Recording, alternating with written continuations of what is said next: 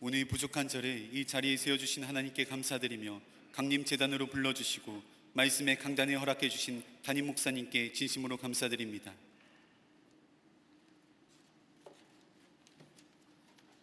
오늘 말씀의 제목은 붉은 줄의 창문의 메라입니다. 이 시간 말씀을 전하는 저와 듣는 여러분 가운데 하나님의 풍성한 은혜와 평강이 함께 하시기를 간절히 축원합니다. 믿음의 반대말은 불신이나 믿음 없음이 아닙니다. 믿음의 반대말은 두려움입니다.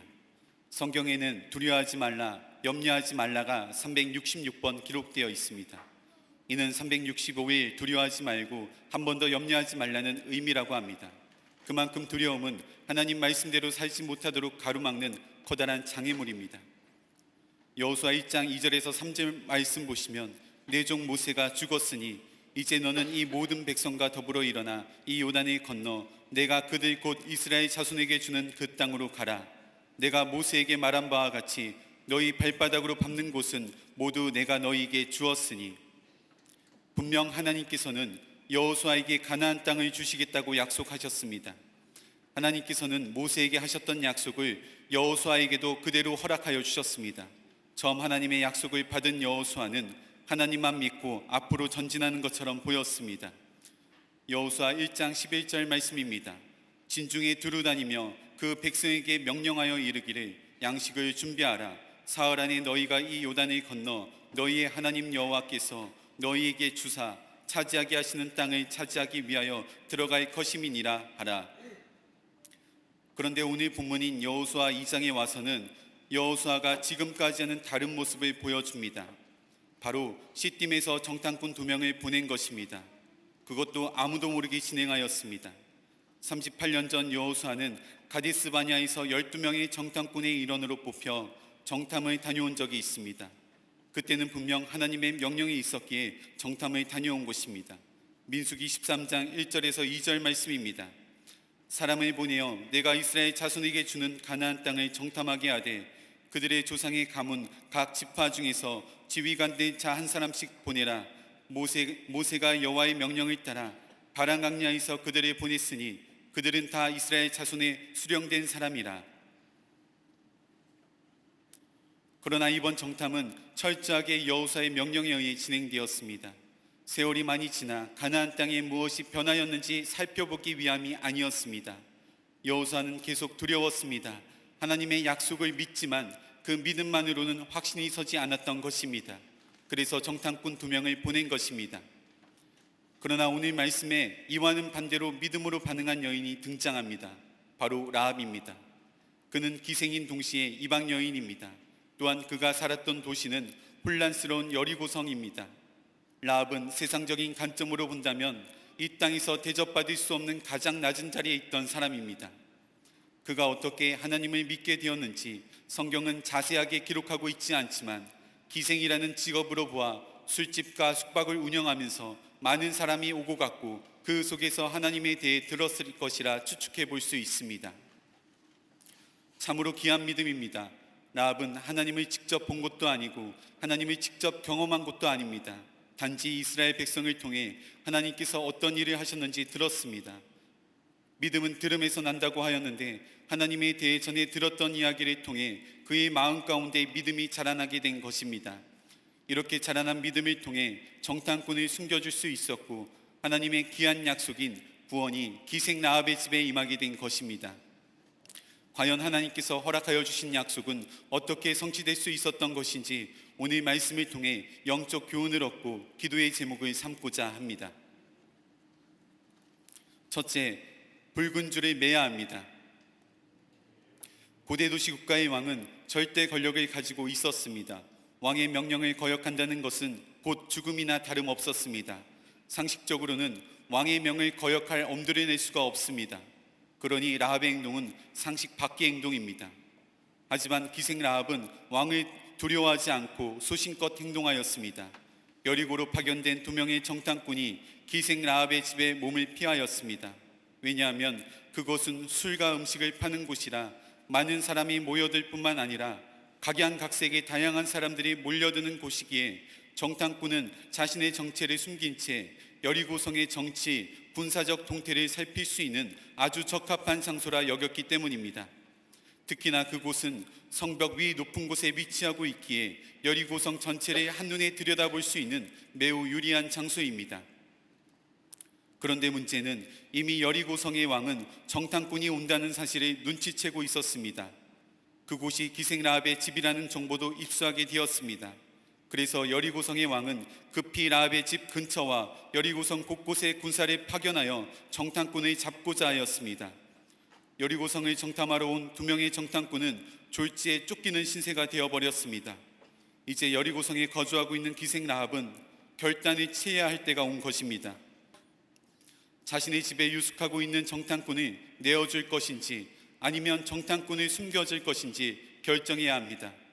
이때 라합은 믿음을 선택하였고 정탐꾼을 숨겨주기로 마음먹었습니다. 라합이 2명의 정탐꾼을 숨겨준 대가로 여호수아 군대가 여리고성을 정념할 때 기생 라합과 그의 가족은 살려줄 것을 약속하였습니다. 그러나 여호수아 군대가 여리고성을 정념할 것이라는 보장은 없습니다. 또한 기생 라합은 여리고성 사람입니다. 여리고성 사람이라면 자신의 삶의 터전인 여리고성을 지키고 보호해야만 합니다. 그런데 자신의 성을 무너뜨리려고 정탐하러 온 적을 돕고 있으니 기생 라합의 행동은 다소 이해하기가 어렵습니다. 이는 기생 라합의 마음 가운데 하나님을 믿는 온전한 믿음이 있었기 때문에 가능했던 일입니다. 하나님을 믿는 온전한 믿음이 없었다면 자신의 조국을 배신하면서까지 정탐꾼을 숨겨줄 수 없었을 것입니다. 만일 나중에라도 이 일이 발각된다면 라합은 죽음을 각오해야 하는 엄청난 모험입니다. 그럼에도 라합은 목숨을 걸고 정탐꾼을 숨겨주었습니다. 그런데 여기서 주목해봐야 할 것이 하나 있습니다. 기생 라합의 믿음이 귀한 것은 2명의 정탐꾼이 찾아왔을 때 순간적으로 판단하고 믿음을 취하였다는 것입니다. 오래전부터 정탐꾼이 오면 숨겨줘야지 이렇게 생각하여 마음속으로 결단하며 키워온 믿음이 아닙니다. 갑작스러운 일에 순간 믿음으로 반응한 것입니다. 그리고 정탐꾼이 숨겨준 일을 통해 약속의 말씀을 받았습니다. 여리고성이 정복당할 때 창문에 붉은 줄을 매달아 놓으면 그것을 증표로 삼아 온 가족의 생명을 구원해 줄 것을 약속하였습니다. 여호수아 2장 18절 말씀입니다. 우리가 이 땅에 들어올 때 우리를 달아내린 창문에 이 붉은 줄을 매고 내 부모와 형제와 내 아버지의 가족을 다 내 집에 모으라.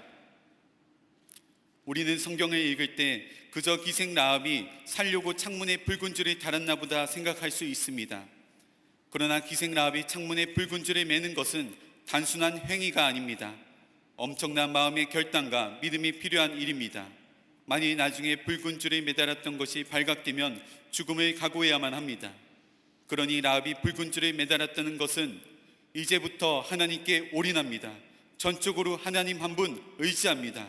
다른 곳에는 어떠한 기대도 걸지 않겠습니다 라는 의미입니다. 라합은 목숨을 걸고 붉은 줄에 매달은 것입니다. 붉은 줄에 매달아 놓은 라합의 마음이 얼마나 초조했겠습니까? 지나가는 사람들의 발걸음 소리만 들려도 심장이 쿵쾅쿵쾅 마구 뛰었을 것입니다. 그럼에도 라합은 정탐꾼을 숨겨준 이후에 또다시 믿음으로 반응한 것입니다. 룻기 1장 말씀에 나오는 나오미는 자신의 남편과 아들이 모두 죽자 다시 고향 유대 베들레헴으로 돌아가기 위해 2 며느리에게 각자 살 길을 찾아 떠나라고 말합니다. 룻기 1장 16절 말씀입니다. 룻이 이르되 내게 어머니를 떠나며 어머니를 따르지 말고 돌아가라. 강권하지 마옵소서. 어머니께서 가시는 곳에 나도 가고 어머니께서 머무시는 곳에서 나도 머물겠나이다. 어머니의 백성이 나의 백성이 되고 어머니의 하나님이 나의 하나님이 되시리니.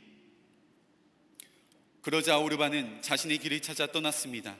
그러나 룻은 나오미를 끝까지 따르겠다고 하였습니다. 이는 룻의 엄청난 믿음의 결단입니다. 이는 지금까지 자신이 살아온 방식을 모두 버린다는 의미입니다. 자신이 섬기던 신, 자신의 익숙한 말, 자신의 문화, 모든 것을 버리겠다는 것입니다. 어떤 어려움이 다가오더라도 시어머니 나오미를 뒤따라가며 나오미가 믿는 하나님을 따르겠다는 믿음의 결단입니다. 기생 라합과 같이 붉은 줄을 맨 것입니다. 우리 모두에게는 이런 믿음의 결단이 있어야 할 줄 믿습니다. 세상에 속할 것인지 아니면 하나님께 속할 것인지 분명히 해야 합니다. 차든지 덥든지 해야 합니다. 소속을 분명히 해야만 하는 것입니다. 만일 하나님을 믿으면서도 여전히 세상과 하나님 사이에 양다리를 걸치고 있다면 하루라도 속히 라합과 같이 붉은 줄을 메고 믿음의 결단을 해야만 합니다. 다음 주부터 호렙산 기도회가 시작됩니다. 호렙산 기도회 때 하루도 빠지지 않고 40일을 완주하는 것, 붉은 줄을 매겠다는 강한 의지입니다. 바라기는 이번 호렙산 기도회 기간 동안 어느 한 사람도 빠짐없이 붉은 줄을 매기를 원합니다. 또한 느슨해져 있는 붉은 줄이 있다면 단단히 동요매는 시간 되길 원합니다. 그리하여 우리에게 어떤 어려움과 시련이 다가온다고 할지라도 끝까지 하나님 말씀 붙잡고 승리하는 우리 모두가 되기를 간절히 축원합니다. 두 번째로 붉은 줄은 생명줄입니다. 여리고 성읍 사람 입장에서 보면 기생 라합의 행동은 조국을 배신한 여인입니다. 매국노입니다. 첩자를 숨겨주고 돌보아 주었기 때문입니다. 그러나 라합은 이스라엘 백성에게 일어난 일들을 들으면서 분명 마음에 큰 변화가 일어났고 확실히 깨달은 바가 있었습니다. 그것은 바로 하나님이 살아서 역사하고 계신다는 사실입니다. 여호수아 2장 10절 말씀입니다. 이는 너희가 애굽에서 나올 때에 여호와께서 너희 앞에서 홍해물을 마르게 하신 일과 너희가 요당 저쪽에 있는 아모리 사람의 두 왕 시온과 옥에게 행한 일 곧 그들을 진멸시킨 일을 우리가 들었음이니라. 그 당시 가나안 사람은 이스라엘 백성이 출애굽하고 홍해 바다를 건너며 아모리 왕 시온과 바산한 옥을 진멸시킨 이야기를 들으면서 얼마나 무섭고 두려웠으면 간담이 녹아내렸다고 말합니다. 가나안 사람들은 이스라엘 백성들이 가나안 땅에 진입하자 이스라엘 백성을 지키시고 보호하시는 하나님께서 하나님을 거부하는 자신들을 향해 심판하기 위해 다가온다고 받아들였습니다. 그런 인식이 엄청난 공포감으로 다가왔던 것입니다. 모두가 두려워 떨고 있을 그때에 라합의 마음속에는 하나님을 향한 믿음과 확신이 자리 잡기 시작하였습니다. 하나님을 향한 마음이 점점 커져 이제는 하나님의 살아계심을 100% 확신하게 되었습니다. 그리고 믿음을 취할 수 있는 기회가 주어졌을 때 마음의 결단을 하고 정탐꾼을 도와준 것입니다. 또한 라합은 자신이 의지할 수 있는 모든 테러를 차단하고 하나님 한 분 의지하여 붉은 줄을 맨 것입니다. 그리고 이스라엘 백성들이 여리고 성을 공격할 때 창문에 매달아 놓은 붉은 줄을 보고 넘어간 것입니다. 이는 마치 출애굽 당시 유월절 사건을 연상케 합니다. 출애굽기 12장에 보면 유월절은 하나님께서 이스라엘 백성들을 출애굽시킬 때 하나님의 말씀을 듣지 않는 이스라엘 백성들을 잡아두려는 애굽의 바로 왕에게 행하신 10가지의 재앙 중 마지막 10번째 재앙입니다. 하나님께서는 애굽 땅에 있는 모든 처음 난 것을 죽이라는 명령입니다. 동물이든 사람이든 애굽 땅의 모두 처음 난 장자가 죽은 죄악입니다. 그때 하나님께서는 이스라엘 백성들을 보호하기 위해 어린 양을 잡아서 그 피로 좌우 문설주와 임방에 발라 놓으라고 하셨습니다. 그 양의 피를 바른 집은 죽음이 지나갔습니다. 죄송합니다. 유월절은 히브리어로 파시크인데 이 단어의 뜻은 넘어간다, 뛰어넘는다, 패스 오버의 뜻을 가지고 있습니다. 재앙과 죽음과 멸망을 통과하여 뛰어넘어가는 구원의 의미입니다. 애굽의 모든 장자가 죽음을 맛보았습니다. 그러나 하나님 말씀에 온전히 순종한 자만이 생명을 건질 수 있는 은혜를 누릴 수 있었습니다. 라합이 매달은 붉은 줄은 출애굽할 때 유월절 어린 양의 흘린 피, 구원의 피를 상징합니다. 또한 유월절 어린 양은 예수 그리스도를 상징합니다. 우리가 끝까지 믿고 의지해야 할 붉은 줄은 오직 예수 그리스도입니다. 예수 그리스도라는 이름 외에 하나님의 구원이 약속하신 다른 이름은 결코 없습니다. 오직 예수님만이 유일한 생명줄이십니다. 민수기 21장 보면 애굽을 탈출한 이스라엘 백성들이 광야에서 불뱀에 물려 죽게 생겼습니다. 하나님께서는 모세에게 놋뱀을 만들어 장대 위에 높이 달아두게 하시고 놋뱀을 바라보는 자는 산다고 말씀하여 주셨습니다. 놋뱀을 본 자는 모두 살았습니다. 그러자 놋뱀을 보지 않는 자는 모두 죽었습니다. 놋뱀을 바라보는 것, 붉은 줄을 매는 것입니다. 그저 고개를 돌려 놋뱀을 보면 된다 생각할지 모르겠지만 마음속에 믿음이 없다면 절대로 놋뱀을 바라볼 수가 없습니다. 지금 당장에 몸에 퍼져 있는 독소를 제거하고 응급처치를 해야 하는데 어떻게 노뱀을 바라볼 수 있습니까? 붉은 줄을 메고 붉은 줄에 의지하는 자만이 노뱀을 바라볼 수 있습니다. 장대 위에 달린 노뱀은 심판받은 뱀을 나타냅니다. 불뱀으로 말미암아 죽음이 왔고 그 불뱀이 심판을 받았다는 의미입니다. 다시 말하면 죄로 말미암아 죽음이 왔고 죄가 심판을 받았다는 뜻입니다. 그러니 장대 위에 달린 노뱀은 바로 십자가에 달리신 예수 그리스도를 상징합니다. 이처럼 예수님을 바라볼 때 구원을 받게 됩니다. 믿음이 크든 믿음이 작든 상관없이 예수님을 바라볼 때 치유함을 얻습니다. 예수님만이 우리의 유일한 생명줄이십니다. 우리는 오직 예수님만 붙잡아야 합니다. 예수님 아니고서는 더 이상 피할 곳도 더 이상 의지할 곳도 없습니다. 라합은 이 붉은 줄을 온전히 붙잡았습니다. 우리는 산에서 암벽 등반을 즐기는 사람만 봐도 아찔하기만 합니다. 그러나 그들이 암벽을 등반할 수 있는 이유는 스릴을 즐기는 것도 있겠지만 자신의 몸을 감싸고 있는 안전장비, 밧줄이 있기 때문입니다. 비록 발이 헛디뎌 떨어진다고 하여도 자신을 감싸고 있는 밧줄이 자신을 지탱해 줄 것이라는 믿음이 있기 때문에 무서움을 감수하고서라도 암벽을 타는 것입니다. 이처럼 암벽 등반의 밧줄도 이렇게 의지하여 산을 타는데 우리의 영원한 생명줄 되시는 예수 그리스도를 의지하지 못할 이유가 어디 있겠습니까? 우리의 영원한 생명줄 되시는 예수 그리스도를 끝까지 붙잡고 의지하여 어떠한 상황과 환경에 놓여 있다고 할지라도 승리할 수 있는 우리 모두가 되기를 간절히 축원합니다. 마지막 세 번째로 오직 붉은 줄 안에 구원이 있습니다. 라합이 정탐꾼을 숨겨준 이후 그가 살 수 있는 유일한 길은 오직 붉은 줄에 매달고 정탐꾼이 알려준 약조대로 행하는 것뿐입니다. 여호수아 2장 18절에서 20절 말씀입니다. 우리가 이 땅에 들어올 때 우리를 달아내린 창문에 이 붉은 줄을 메고 내 부모와 형제와 내 아버지의 가족을 다 내 집에 모으라. 누구든지 내 집 문을 나가서 거리로 가면 그의 피가 그의 머리로 돌아갈 것이요 우리는 허물이 없으리라. 그러나 누구든지 너와 함께 집에 있는 자에게 손을 대면 그의 피는 우리의 머리로 돌아오려니와 내가 우리의 이 일을 누설하면 내가 우리에게 서약하게 한 맹세에 대하여 우리에게 허물이 없으리라 하니 온 가족이 집에 모여 있어야만 하며 정탐꾼이 다녀온 사실을 어느 누구에게도 발설치 말아야 합니다. 이 약조를 지킬 때 라합의 가정은 구원받게 됩니다. 이때 붉은 줄이 구원의 증표가 됩니다. 이 일을 위해 라합이 할 수 있는 일은 그저 붉은 줄 하나를 의지하고 집안에서 숨죽여 기다리는 일뿐입니다. 이제는 더 이상 구원받을 수 있는 다른 어떤 여지도 없습니다. 오직 붉은 줄 하나 의지하는 것뿐입니다. 출애굽기 14장 말씀을 보면 이스라엘 백성들이 출애굽하여 나왔을 때 앞에는 커다란 홍해 바다가 가로막고 있고 뒤에는 애굽 군대가 무서운 칼과 활과 무기를 가지고 뒤따라오고 있습니다. 너무도 두렵고 무서운 상황입니다. 그러나 모세는 하나님 한 분 의지하여 지팡이를 높이 올려 들었습니다. 그러자 홍해 바다가 갈라지는 놀라운 기적을 맛보게 되었습니다. 이스라엘 백성들이 구원받게 된 것입니다. 출애굽기 14장 13절 말씀입니다.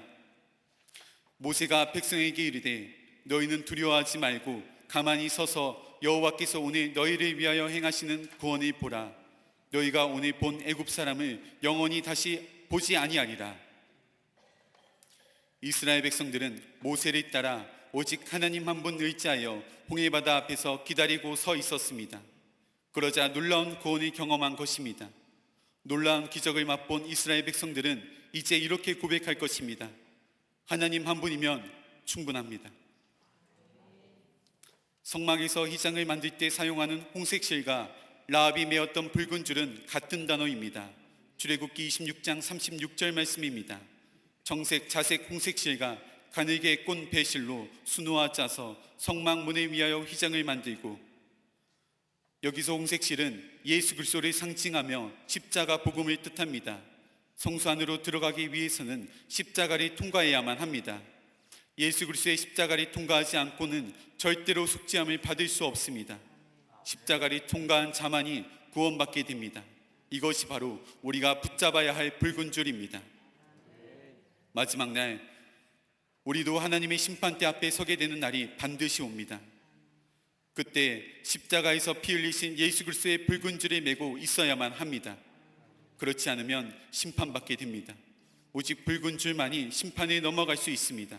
먼저는 내 안에 붉은 줄에 매고 있어야만 합니다. 또한 나의 가정과 믿음의 기업, 자녀들에게 붉은 줄이 메어져 있어야만 합니다.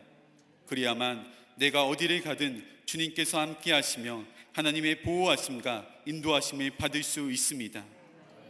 오늘 내 안에 붉은 줄 되시는 예수 그리스도를 온전히 붙잡고 구원받는 믿음의 성도님들 되시기를 간절히 축원합니다. 함께 기도하시겠습니다.